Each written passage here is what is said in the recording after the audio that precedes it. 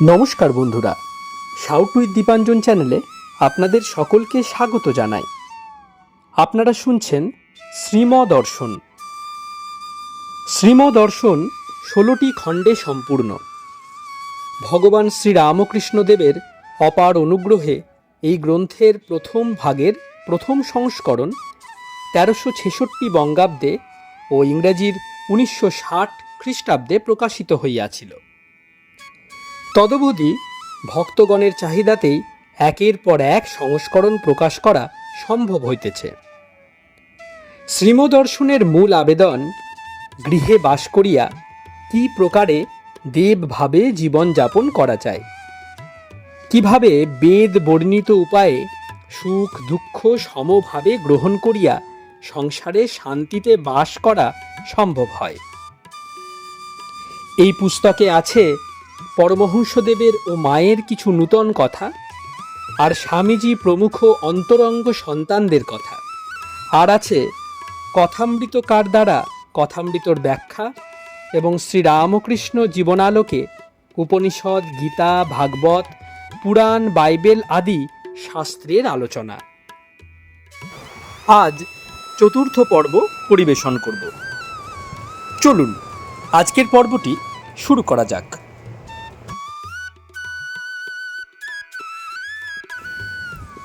একটি ভক্তকে জিজ্ঞাসা করছেন ঠাকুর, বাড়ির সব কেমন আছে, ভালো তো?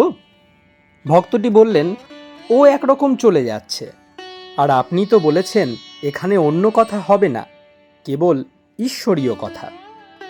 খুব খুশি হলেন শুনে। পরে অপর লোকের নিকট ওই ভক্তের বাড়ির সব খবর নিতেন। একজন ভক্তের আমাশয় হয়েছে। ঠাকুর বললেন, অমুক কোবরেজের ওষুধ ভালো।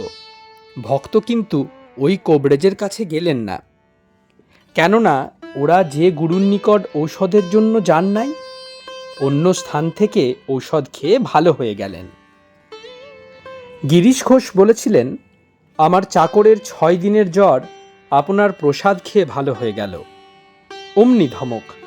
ঠাকুর বললেন, তোমার কেমন হীন বুদ্ধি, ঈশ্বরের কাছে লাউ কুমড়ো চাও, তার কাছে চাইতে হয় অমৃতত্ব। কাশীপুরের বাগানে একজনকে বলেছিলেন, সন্ধ্যের সময় কি হৈ হৈ করে বেড়াচ্ছিস, আয় আমার সামনে বসে ধ্যান জপ কর, নয়তো কি শেষে পরের বউ ঝি টেনে বের করবি। একদিন ঠাকুর এক কথা পারলেন। তখন একজন ভক্ত বলে উঠলেন, ও তো সিদ্ধাই, ও আর কি। তখন ঠাকুর নিজেই বললেন, হ্যাঁ হ্যাঁ, ও ওই রকমই। ভক্তদের পরীক্ষার জন্য ওরূপভাবে কথা বলতেন। সিদ্ধাই তিনি চাইতেন না। প্যাঁড়া বের করা পেট থেকে হেঁটে নদী পার হওয়া, ওসব তিনি শুনতেই পারতেন না। সাধু সঙ্গে সংস্কার বদলায়, নিত্য সাধু সঙ্গে।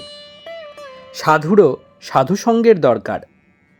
সাধুদের মধ্যে যারা শেষে গিয়ে লোকালয়ে বাস করে, বুঝতে হবে তাদের পূর্ব সংস্কার জাগ্রত হয়েছে। সংস্কার এমনই শক্ত, নিত্য সাধু সঙ্গ চাই। এই যে ভক্তরা নিত্য সাধু সঙ্গ করছেন, আর গঙ্গা স্নান, দক্ষিণেশ্বর দর্শন আর ধ্যান মূর্তি দর্শন, এতেই নূতন সংস্কার হয়ে যাচ্ছে।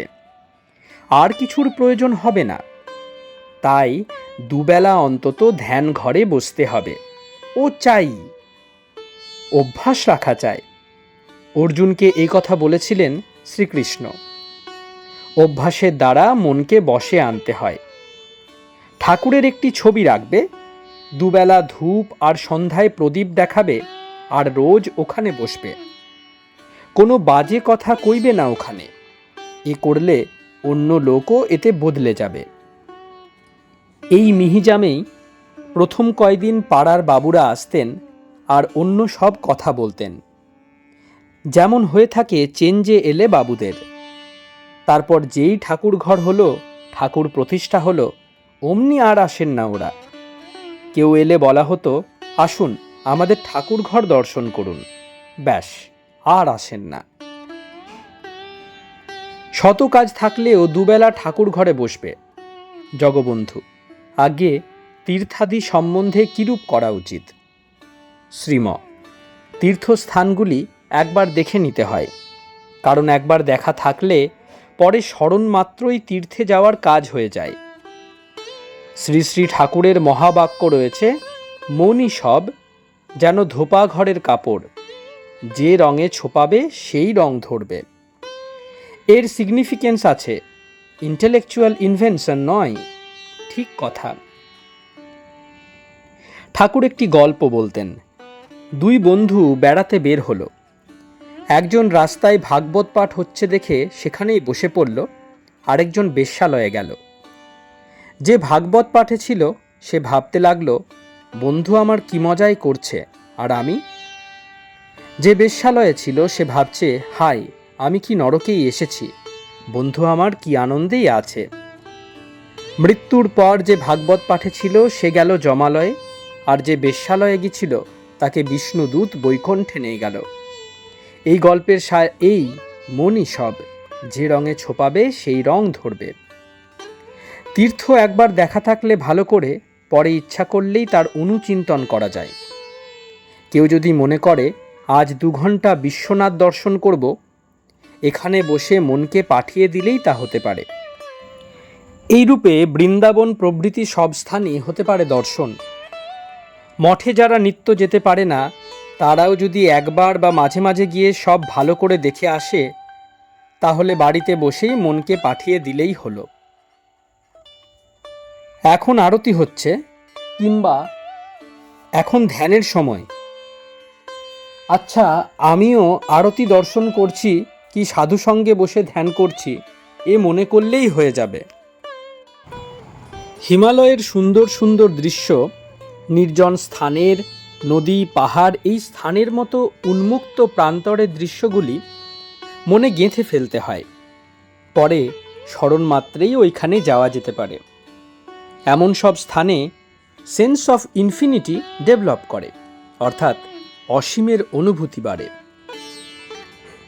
প্রশ্ন, আগে সত্য পালন সম্বন্ধে ঠাকুর কি বলতেন? শ্রীম, ঠাকুর একদিন গাড়িতে বলেছিলেন, শোভাবাজারের মোড়ে সত্যকে ধরে থাকলে ঈশ্বরকে পাওয়া যায়। একবার অসুখের সময় কোবরেজের নিকট বললেন, 6 মাস জল খাবেন না। তা ভক্তদের অনুরোধ সত্ত্বেও খেলেন না। বললেন, যে কালে বলেছি খাবো না, তা খাবই না। ঠাকুর মানুষ চিনতে পারতেন, কে সত্য পালন করতে পারবে, কে পারবে না। কখনো কখনো একই সংবাদ দুইজনের কাছে উপর্যুপরি বলতেন। যদি বলা হতো, এ সংবাদ তো অমুককে বলা হয়েছে, হেসে উত্তর দিতেন, প্রথমে যাকে বলেছি সে ওই সংবাদ বলবে না। সে সত্য পালন করতে পারে না, তা আমি জানি, কি করে হবে? জন্মদোষ, সংস্কার দোষ রয়েছে পিছনে, আর সঙ্গ ও শিক্ষা দোষও আছে, আর ওদেরই বা দোষ কি? লোক জিজ্ঞেস করছে, তোর বাপ বাড়ি আছে? বাপ ছেলেকে বলছে, বলো নাই, এই তো শিক্ষা। কিন্তু সাধু সঙ্গ সব করতে পারে, সব রোগের ঔষধ, এছাড়া উপায় নাই।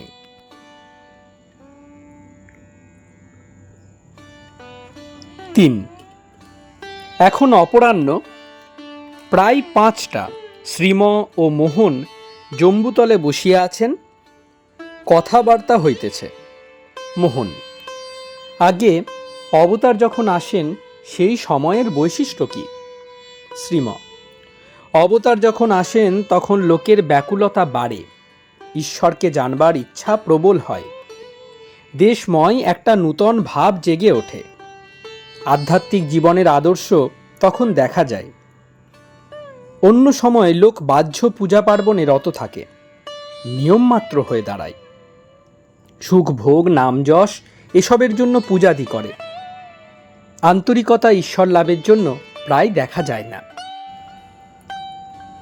ব্রত পূজাদি দ্বারা ভগবানকে তুষ্ট করে রোগ দারিদ্র্য এসবের হাত থেকে নিষ্কৃতির চেষ্টা করে, কিন্তু অবতার এসে দেখিয়ে দেন ওসব কিছু নয়, কামিনী কাঞ্চন ছেড়ে ঈশ্বর লাভ করতে হবে, ইহাই মানুষের জন্মগত অধিকার। আর বলেন, এ দেহ তো থাকবে না, তবে এর সুখ নিয়ে এত ব্যস্ত কেন? যে সুখ চিরকাল থাকবে সেই সুখের সন্ধান করো, ইটার্নাল লাইফের সন্ধান বলে দেন, আর বিশ্বাসী ভক্তগণ তার সন্ধানে ছোটে। মঠের সাধুদের ওই উচ্চ আদর্শ, ইটার্নাল লাইফ। ওরা অন্য কিছু চায় না। বিফলকারী অভিলাষ, নাম আর যশ এসব তারা চায় না, চায় শুধু ঈশ্বর। তাই এদের সঙ্গ করতে হয়। অন্য সাধুর সঙ্গ করলে এ হবে না। অন্য সাধুরা ধর্মের গ্লানিতে পড়েছে, শুধু রুটিন ওয়ার্কের মতো একটু জপ ধ্যান একটু পাঠ করবে। কিন্তু মঠের সাধুরা ইটার্নাল লাইফের সন্ধানে রয়েছে, অমৃতত্বের সন্ধানে রয়েছে। তারা এ সংসারের কিছু চায় না। তবে দেহ ধারণের জন্য যা দরকার, যেমন ভিক্ষা, সাধু সেবা, গুরু সেবা, এই মাত্র রেখেছে। রোজ যারা মঠে যাবে তাদের সংস্কার বদলাবেই। ওইটি কেমন সুবিধা করে দিয়েছেন ঠাকুর, স্টিমার হওয়ায়। ভোর 4টায় উঠে ভক্তরা মঠে যেতে পারে। ভালো ঘড়ির সঙ্গে খারাপ ঘড়ি মিলানো হয়। সাধু সঙ্গ ছাড়া আর অন্য পথ নাই চরিত্র বদলাবার। যারা যাবে তারাই উঠবে। আহা, ঠাকুর কত সুবিধে করে দিয়েছেন স্টিমার হওয়ায়। নয়তো এক নদীতে 20 ক্রোশ হতো। এক বছরেও অনেকের যাওয়া হয়ে উঠত না। হাজার হাজার বছরের সংস্কার কেটে যাবে ওতে করে। মানুষ তা করতে চায় না। প্রথম প্রথম জোর করে করতে হবে, উজান পথে চলতে হবে। It's commodity my lord, it's commodity, Shakespeare. বিষয় ভোগ আমার ভালো লাগে এ বললে চলবে না। অন্তরঙ্গদের বলতেন, আরেকটি আছে, সেটি অহৈতুকী ভক্তি, শুদ্ধা ভক্তি। ঈশ্বরের কাছে শুধু ওইটি চাইতে হয়, সংসারের সুখ ঐশ্বর্য নয়। কারণ ওসব তো কিছু থাকবে না কি না। তিনি বলতেন আর দেখতেনও, চারিদিকে সব বস্তুতে মৃত্যুর ছাপ লেগে রয়েছে। তাই ইটার্নাল লাইফ, অমৃতত্ব চাই। সাধুর প্রচলিত অর্থই হয়ে দাঁড়িয়েছে রোগ সারানো, সিদ্ধায় দেখানো, এই সব। কিন্তু ঠাকুর এসে উল্টিয়ে দিয়েছেন এই সব। তিনি বললেন, এসব পার্থিব বস্তু থাকবে না, ওসব চাই না। লাউ কুমড়ো নয়, অমৃতত্ব চাই। ধর্ম অর্থেও লোক ওই বোঝে, সিদ্ধায় শেখা। ঠাকুর অসুখের সময় 1 বছর কি কষ্ট পেয়েছেন, এর অর্থ কি? না, সুখ অসুখ, দুঃখ কষ্ট, রোগ যন্ত্রণা, সব অবস্থাতেই তাকে ডাকতে হবে। হিউম্যানিটি ইন ইনফর্মিটি তেও ভগবানকে ডাকো। এত শরীরের কষ্টের ভিতরও সর্বদা মা মা। এই দেখে তবে তো লোক সাহস পাচ্ছে কিছু। তারা ভাবছে কি, তিনি এত কষ্টে পড়েও সর্বদা মা মা করছেন, সর্বদা সমাধিস্থ। আমরাও অসুখে পড়ে তাই করব, এবং ভালো অবস্থাতেও তা করব, তাকে ডাকব। 4 অপরাহ্ন 5:30। শ্রীম ছান্দোগ্য উপনিষদ নিজে পাঠ ও ব্যাখ্যা করিতেছেন। নারদ সনত কুমার সংবাদ। নারদ নানা বিদ্যায় পারদর্শী হয়েছেন। 4 বেদ, ইতিহাস, পুরাণ, দেববিদ্যা, গন্ধর্ববিদ্যা, গণিত, জ্যোতিষ প্রভৃতি সর্ববিদ্যায় পারদর্শী। কিন্তু মন চঞ্চল, শোকে মোহে অভিভূত হয়ে পড়ে। তাই ঋষি সনত কুমারের নিকট শিষ্যভাবে উপস্থিত। নারদ বললেন, প্রভু, আমি ঋষিদের মুখে শুনেছি যে আত্মবিৎ অর্থাৎ ঈশ্বরকে যিনি জেনেছেন, তিনি শোকে মোহে উদ্বেলিত হন না। আমাকে সেই আত্মবিদ্যা প্রদান করুন। কৃপা করে শোক মোহের পারে নিয়ে চলুন। সনৎকুমার ক্রমে ক্রমে সগুণ উপাসনার কথা বলতে লাগলেন। শেষে বললেন, যা ভূমা অর্থাৎ বৃহৎ তাই সুখ, অল্পে সুখ নাই। আবার ভূমার লক্ষণ দিচ্ছেন, যে অবস্থায় জীব অন্য দেখে না, শোনে না, জানে না, অর্থাৎ এক সত্য বস্তুর সত্তা সর্বত্র অনুভব করে। ঈশ্বর বই তখন অন্য কিছু দেখতে পায় না। অন্তরে বাহিরে তিনি। যখন পৃথক জ্ঞান থাকে, জ্ঞাতা জ্ঞান জ্ঞেয় থেকে পৃথক বোধ করে, সেই জ্ঞান অল্প বলছেন। অর্থাৎ ব্রহ্মজ্ঞান ছাড়া সব নশ্বর, আর নশ্বর বস্তুতে সুখ নাই। ঠাকুর সেই ভূমাকেই মা মা বলে ডাকতেন। কখনো কখনো সমাধিতে বাহ্যজ্ঞান শূন্য হয়ে যেত। সেই অবস্থায় কি হয় তা মুখে বলা যায় না। এক কি তাও বলবার জো নাই। অনেকটা নিচে এসে কখনো বলতেন, মোমের বাগান, মোমের গাছ, মোমের মালি, সব মোমের বোধ হচ্ছে। অর্থাৎ নাম রূপ বোধ হচ্ছে যখন নেমে আসছেন। মোম যেন বা কোনো বস্তু নয়, সে যেন ছায়া, তথাপি ছায়াবৎ, ডাইমেনশনাল নয়, কিন্তু সব সচ্চিদানন্দময়, তাই মোমের বলছেন। এর উপরের অবস্থার কথা বলা যায় না, তাই বলতেন। একেই ব্রহ্মজ্ঞান, একেই আত্মজ্ঞান বলে। ভক্তের ভাষায় ভগবান দর্শন বলা হয়। আত্মজ্ঞ ব্যক্তির অন্য বস্তুতে মন নাই, প্রীতিও নাই, তাই আত্মারতি। অন্য খেলা অর্থাৎ অন্য ব্যাপার নাই, তাই আত্মক্রীড়া। আত্মার সঙ্গে রমণ সংযোগ, তাই আত্মমিথুন। আবার আত্মা ছাড়া অর্থাৎ ব্রহ্মানন্দ ছাড়া অন্য বিষয় আনন্দ গ্রহণ করে না, তাই আত্মানন্দ হন। স্বরাট অর্থাৎ সম্রাট হন। তৈত্তিরীয় উপনিষদেও বলেছেন, আপনতি স্বরাজ্যম, স্বরাজ লাভ করেন, কারো অধীন নহেন, ব্রহ্মস্বরূপ হন। ব্রহ্মকে যিনি জানেন তিনিও ব্রহ্ম। গীতায়ও বলেছেন, জ্ঞানী আমার আত্মস্বরূপ, তাই সম্রাট। জাগতিক সম্রাটের তবুও ভয় আছে, রোগ শোক মৃত্যুর ভয়। ভগবদ্দ্রষ্টা অভয়পদ লাভ করেন, ইহাই মনুষ্য জীবনের উদ্দেশ্য। খ্রাইস্ট ইহাকেই বলেছেন ইটার্নাল লাইফ, অমৃতত্ব।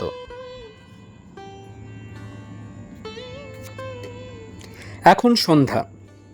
ভক্তগণ সঙ্গে ঠাকুর ঘরে শ্রীম ধ্যান করিতেছেন। তারপর কথামৃত পাঠ হইতেছে। শ্রীমর সম্মুখে বসিয়া জগবন্ধু দ্বিতীয় ভাগ প্রথম খণ্ড পাঠ করিতেছেন। সুকুমার আশুও বসিয়া আছে। ইহারা স্কুলের ছাত্র, রামপুরহাট হইতে আসিয়াছে।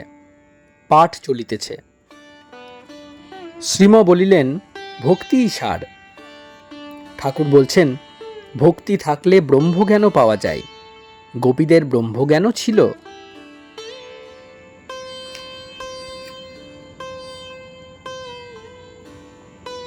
ভক্তি থাকলে বিবেক বৈরাগ্য আপনি আসে বলছেন। তখন আর কষ্ট করে নাক টিপে সংযম করতে হয় না।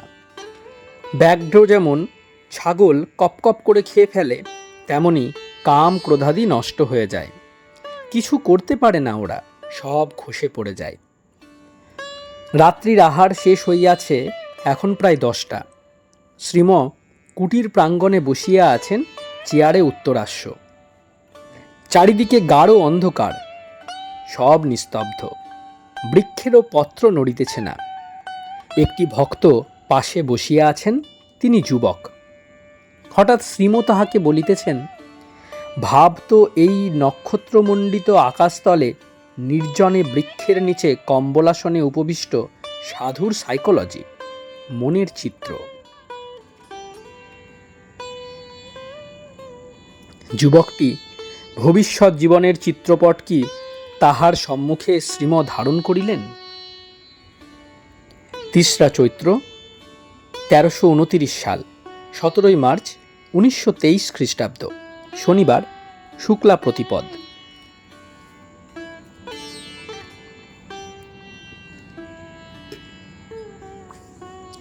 ষষ্ঠ অধ্যায়, লীলায় বিচিত্রতার প্রয়োজন। উপদেশ দিয়াই শ্রীম ক্ষান্ত থাকিতেন না। তাহার নিকট যে সকল ব্রহ্মচারী ও ভক্তরা থাকেন, তাহাদের উপর সর্বদা লক্ষ্য রাখিতেন কে কি করে। আজ মধ্য রজনীতে 12টার পর একটি ব্রহ্মচারী ঘর হইতে বাহির হইয়া অশ্বত্থমূলে ধ্যান করিতেছেন। অন্ধকার রজনী, শ্রীম তাহার কুটির হইতে উহা জানিতে পারিয়াছেন। বাহিরে আসিয়া একটি হ্যারিকেন লণ্ঠন চুপি চুপি অশ্বত্থমূলে লইয়া আসিলেন এবং আলো অতি ক্ষীণ করিয়া অশ্বত্থ বৃক্ষের অন্তরালে উহা রাখিয়া চলিয়া গেলেন। ব্রহ্মচারী ব্রাহ্ম মুহূর্তে ধ্যানান্তে উহা দেখিয়া বিস্মিত হইলেন। পরে প্রভাতে ঠাকুর প্রণাম করিতে গৃহে প্রবেশ করিলে শ্রীম ব্রহ্মচারীকে বলিলেন, আজকাল বন্য শূকর বের হচ্ছে, আলো দেখলে ওরা আসে না, তাই হ্যারিকেন রাখা হয়েছিল। সাধুরা এই জন্য ধুনি রাখেন। সকাল প্রায় 7:30। এখন শ্রীম ভ্রমণ করিতে বাহির হইয়াছেন।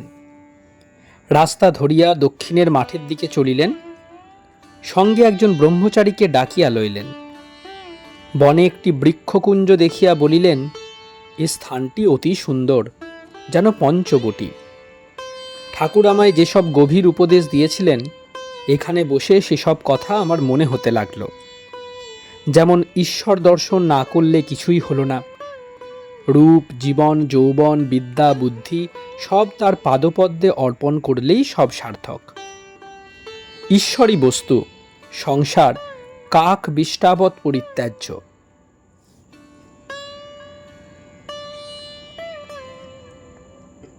নির্জনে গোপনে ব্যাকুল হয়ে কাঁদলে তিনি দেখা দেন। তার এই সব মহাবাক্য স্মরণ হতে লাগল। ভক্তটি কৃতার্থ মনে করিলেন আর ভাবিতেছেন, একেই বুঝি অহেতুক কৃপা বলে। নিরভিমান সিদ্ধ আচার্যদের উপদেশ প্রণালী ভিন্ন। বৃক্ষকুঞ্জকে অবলম্বন করিয়া ভক্তটিকে তাহার জীবনের আদর্শ নিরূপণ করিয়া দিবার কি অপূর্ব কৌশল!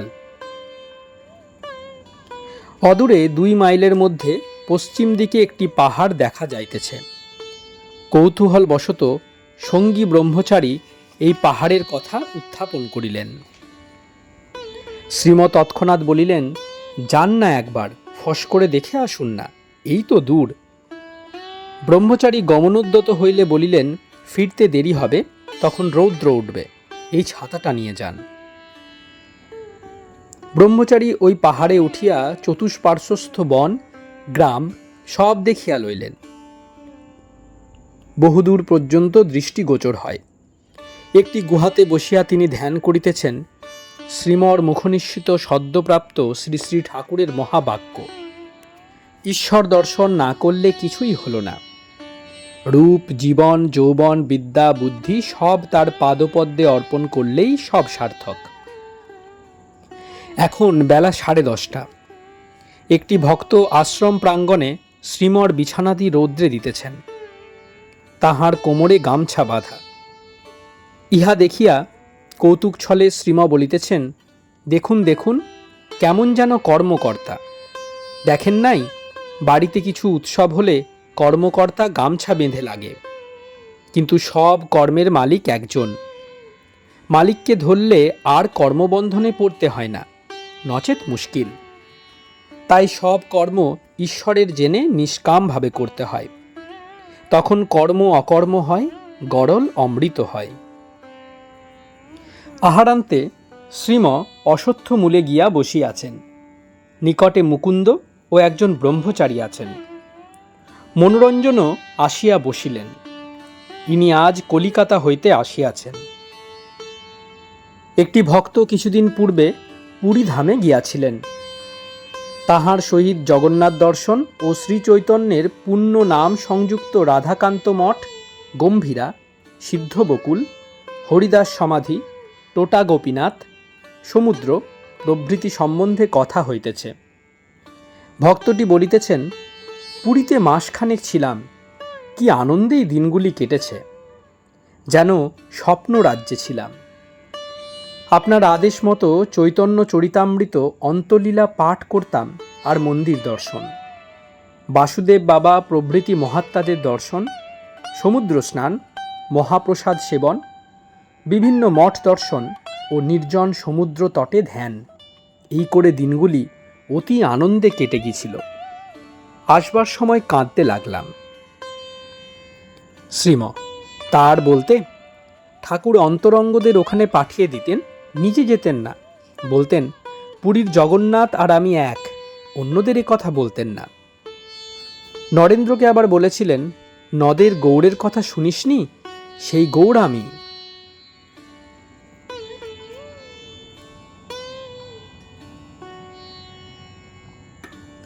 চৈতন্যদেব ওখানে প্রায় 20 বৎসর কাটিয়েছেন, শেষের 18 বৎসর একটানা। অন্তলীলার 12 বৎসর প্রায়ই মহাভাবে থাকতেন। ওসব আগুন তো ওখানে রয়েছে, তাই আনন্দ হয় ওখানে গেলে। আর যুগ যুগান্তর ধরে কত সাধু ভক্ত ভগবান দর্শন করেছেন, কতজনে কত কাঁদছেন দর্শনের জন্য ওখানে, তার বলতে আনন্দের কথা। ভাগ্যে থাকলে হয় ওইসব দর্শন। এসব স্থান মিহিজামে আগুন নিজে জ্বালতে হয় কাঠখড় পুড়িয়ে, আর ওখানে মনে করো দাবানলের মতো জ্বলছে আগুন সর্বদা। সরসামস্মি সাগর, সমুদ্র তার একটি রূপ কিনা। তাই ঈশ্বরীর ভাবের এত আবির্ভাব স্থল পুরী। সমুদ্র, জগন্নাথ, বন, বিস্তীর্ণ আকাশ, সাধু, অবতারের লীলাস্থল সবই উদ্দীপক। শ্রীম ভক্তের প্রতি। কোনো সাধুর সঙ্গে কিছু কথা হলো? ভক্ত: আগে একজনের সঙ্গে বেশ কথা হয়েছিল। সাধুটি দক্ষিণ দেশের, নাম স্বামী শিবানন্দ। আপনার নাম করে গিয়ে আমাদের কাছে ছিলেন, কিন্তু কি অদ্ভুত লোক। এদিকে আপনাদের সঙ্গে থাকবেন, খাবেন সব, আবার ঠাকুরের নিন্দেও করবেন। শ্রীম সহাস্যে। ঠাকুর বলতেন, শত্রুভাবে সাধন করলে 3 জন্মে হয়। তার মানে সর্বদা তার চিন্তা হয়ে যাচ্ছে কিনা, তাই শীঘ্র হয়। যেমন কংস শিশুপাল, ওকে ঘুরে ফিরে এখানেই আসতে হবে, তার ইচ্ছাই এরকম হয়ে থাকে। সহাস্যে তিনি বলতেন, জটিলে কুটিলে থাকলে লীলাপোষ্টাই হয়। এখানেও এসেছিল, কলকাতায় না পেয়ে তারপর আপনার ঠিকানা নিয়ে পুরী যায়। ভক্ত: সাধুটি বললেন, আপনার সঙ্গে দেখা করে গেছেন আর খুব আলাপ আছে, আপনার উপর ভালোবাসা আছে দেখলুম, মজার লোক। শ্রীম: তাই বটে, এদিকে আসা যাওয়া আছে, আবার নিন্দেও করছে, তা তাঁর ইচ্ছাতেই এসব বৈচিত্র্য হয়, নচেত একঘেয়ে হয়ে যাবে যে। লীলাতে এসব বিচিত্রতা থাকে, কিছু কথা হলো ওর সঙ্গে। ভক্ত: আগে কথা কি কইব, সর্বদাই চড়ে আছেন। সকলের উচ্চহাস্য। একদিন আমার ঘরে একজন বন্ধুর সঙ্গে কথা হচ্ছে, কথায় কথায় শিবানন্দজির কথাও হলো। আমরা তাকে কথা প্রসঙ্গে মাদ্রাজের সাধুজি বলে উল্লেখ করেছিলাম। বাবা, আর রক্ষা নাই, তার ঘর থেকে ওই কথা শুনতে পেয়ে তীর বেগে বের হয়ে এলেন। কপালের উপর চোখ রেখে চিৎকার করে বলতে লাগলেন, মাদ্রাজ কা সাধুজি কেউ তুম বলো, বলো স্বামী শিবানন্দজি মহারাজ। সকলের উচ্চ হাস্য। একদিন আমার একজন বন্ধুকে বলছেন, ये लड़का बहुत अच्छा था, फिर रामकृष्ण दल में घुस गया, खराब हो जाएगा। শ্রীমর হাস্য। শ্রীম: আর কি? ভক্ত: আগে আমরা একদিন ভান্ডারা দিলাম, সব শুদ্ধভাবে রান্না করে ঠাকুরকে ভোগ দেওয়া হলো। পূজনীয় খোকা মহারাজ ভোগ নিবেদন করলেন। ওই সাধুটিও সব জানেন, দেখলেনও সব ঠাকুরের উদ্দেশ্যে করা হয়েছে। সকলে প্রসাদ পেতে বসেছেন, খোকা মহারাজও। তখন বলে বসলেন, मैं दूसरा का जूठा नहीं खाता। আবার পাতে যা সব দেওয়া হয়েছিল, ঘি ভাতটা তার এক কোনাও রাখেন নাই। আমরা ভেবেছিলাম ওকে বাজার থেকে কিছু কিনে এনে দেব, কিন্তু ওই সবই খেয়ে ফেললেন। প্রথমে কোনো কথাই বলেন নাই, শেষেও চেটে খেলেন, কিন্তু মাঝখানে এই কীর্তি। একে দেখলে আমার মনে হতো ছেলেদের খেলার কথা। ছেলেরা কোনো কোনো লোককে খ্যাপায়, বলে তোমারই টিকিমে রাধা কিষান। সে ব্যক্তি ক্রোধের অভিনয় করে, গাল দেয়, মারতে যায়। ছেলেরাও দৌড়য়, একটা মজা হয়। এও ঠিক সেই রূপ। শ্রীম সহাস্যে। হবে হয়তো। একজন নাস্তিক ছিল, ঠাকুরের সঙ্গে সাক্ষাৎ হতেই ঠাকুর ওর পিঠ চাপড়িয়ে বললেন, না না, ও নাস্তিক হতে যাবে কেন। উনি চিনতে পারতেন কি না কার ভিতর কি। বলতেন, যেমন কাঁচের আলমারির সব দেখা যায়, তেমনি আমি দেখতে পারি কার ভিতর কি আছে। বুঝেছিলেন, যে কালে এখানে এসেছে ও নাস্তিক হতে পারে না। ভক্ত: অমুক ব্রহ্মচারীর অধঃপাত ঘটেছে, লোকে বলে। দুঃখিত হইয়া শ্রীম বলিলেন, দেখো, এও লোকশিক্ষার জন্য। এমনতর তিনি করান, একে দেখে সাবধান হবে অন্যেরা। এতে কি আর এর কোনো দোষ আছে? তিনি যেমন করান তেমনই হবে। মহামায়ার সঙ্গে চালাকি, ঢেলা দিয়ে ঢেলা ভাঙছেন তিনি। হরিদাসকে চৈতন্যদেব ত্যাগ করলেন পরম ভক্তিমতী মাধবীর সঙ্গে আলাপ করেছিলেন বলে। মাধবী ৮০ বৎসর বয়স্কা বৃদ্ধা। হরিদাস কি খারাপ লোক ছিলেন? কেন এটি করলেন? না, লোক শিক্ষার জন্য। সন্ন্যাসীর আদর্শ কত কঠিন তাই ধরলেন জগতের সামনে হরিদাসকে এই ত্যাগ দ্বারা। জুডাস ইস্কেরিয়েট যিশুকে ত্যাগ করলেন ৩০টি মুদ্রার জন্য। এতে তাঁর দোষ নাই। এতে এই শিক্ষা হচ্ছে কাঞ্চন এই রূপ। যিনি ঈশ্বর অবতার হয়ে এসেছেন তাকেও ত্যাগ করে কাঞ্চনের জন্য। এসব লোক শিক্ষার জন্য তিনি করান, ওদের দোষ নাই। তাই তো ঠাকুরের মহাবাক্য, কামিনী কাঞ্চন ত্যাগই ত্যাগ। এই দুটি নিয়েই সংসার চলছে, তার জন্যই সর্বদা প্রার্থনা। তোমার ভুবন মোহিনী মায়ায় মুগ্ধ করো না মা। ঠাকুর নিজে এই প্রার্থনা সর্বদা করতেন। আপনি আচরি ধর্ম জীবেদে শিখায়। ৪ঠা চৈত্র ১৩২৯ সাল, ১৮ই মার্চ ১৯২৩ খ্রিস্টাব্দ, রবিবার।